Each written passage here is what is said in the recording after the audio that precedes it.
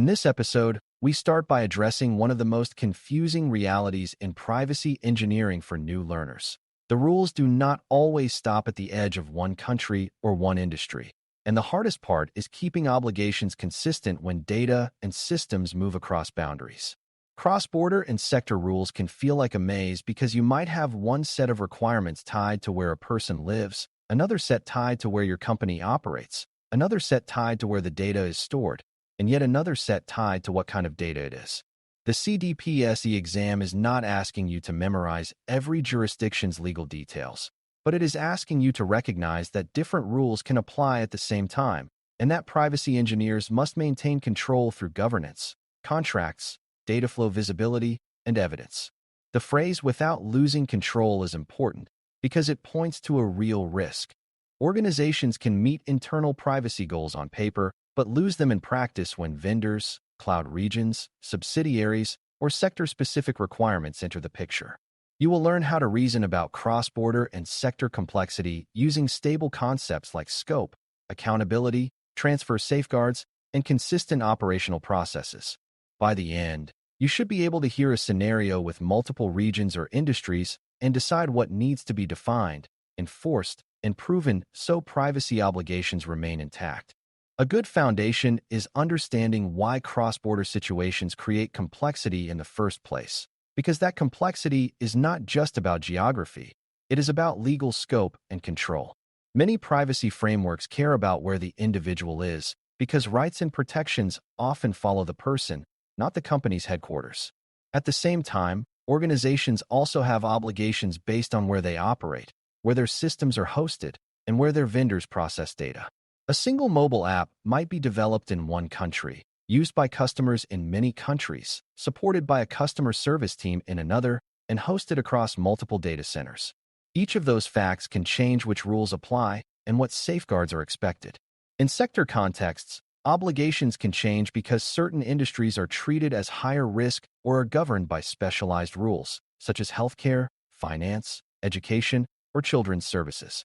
The exam expects you to notice these scope signals and scenarios, because missing them leads to wrong decisions about notices, rights handling, transfers, and retention.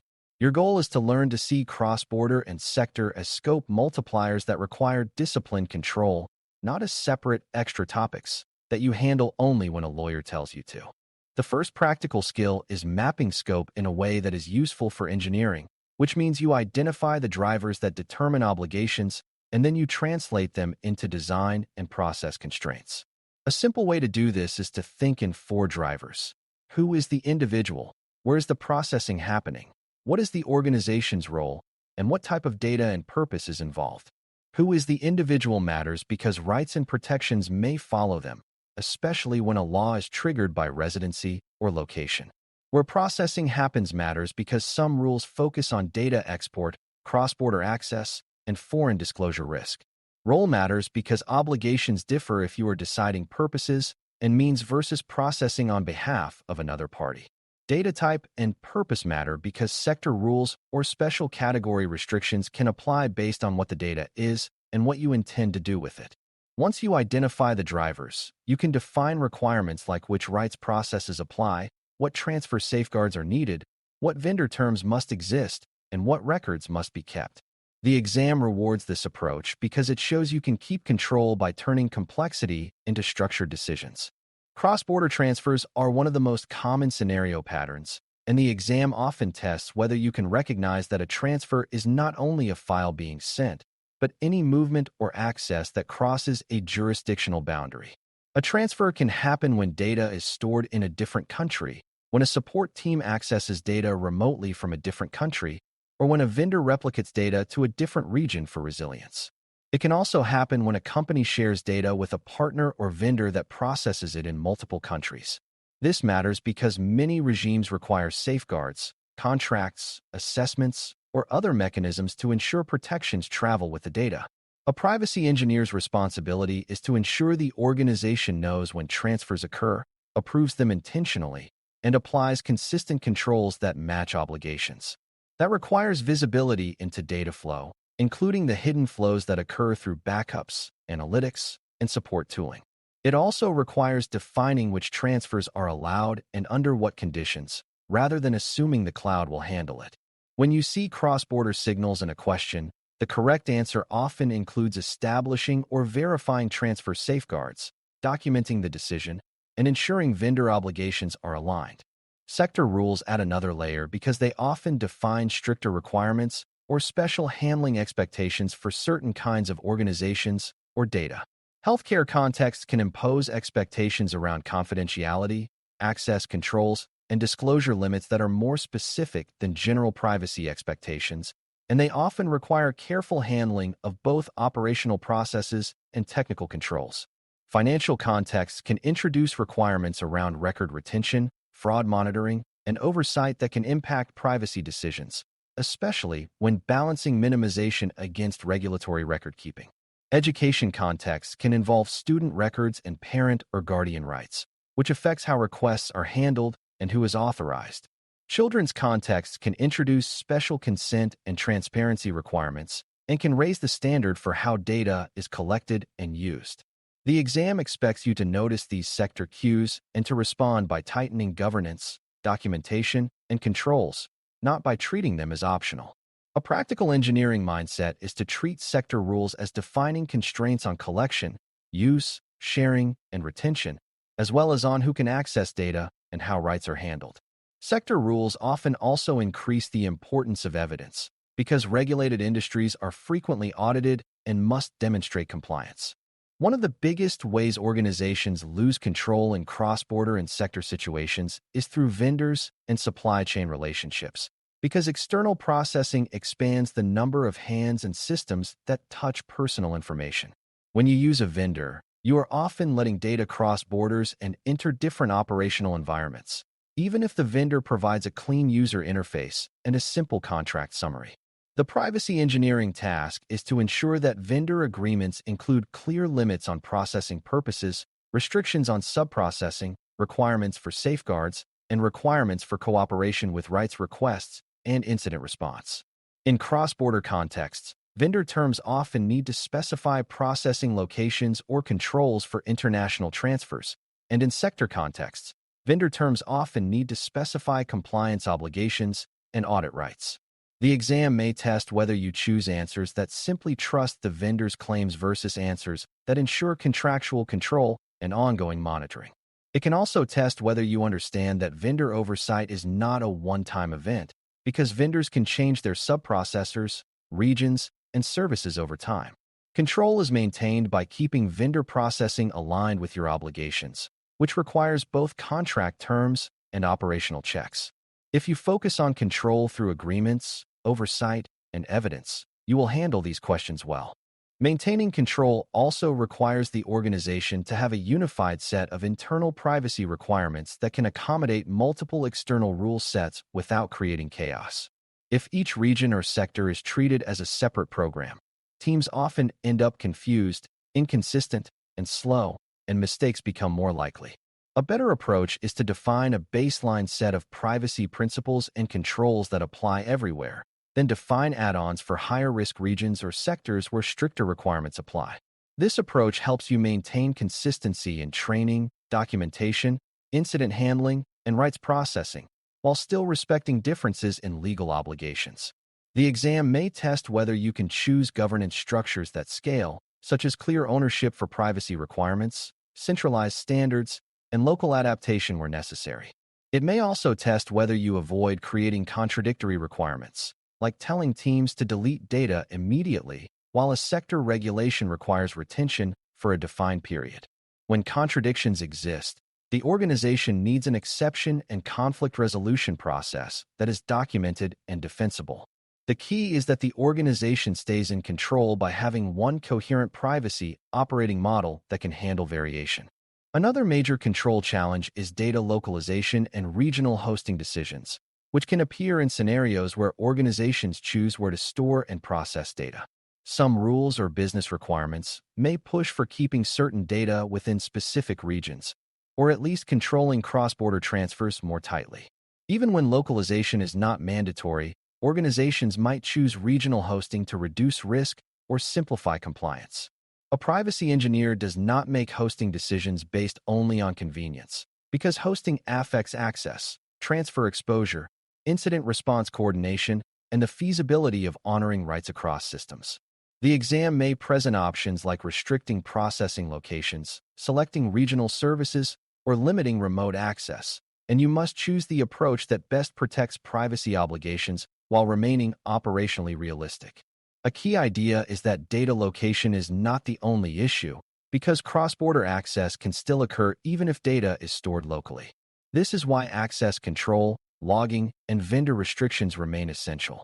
The goal is not to chase perfect isolation, but to implement a defensible model where transfers and access are known, approved, safeguarded, and monitored.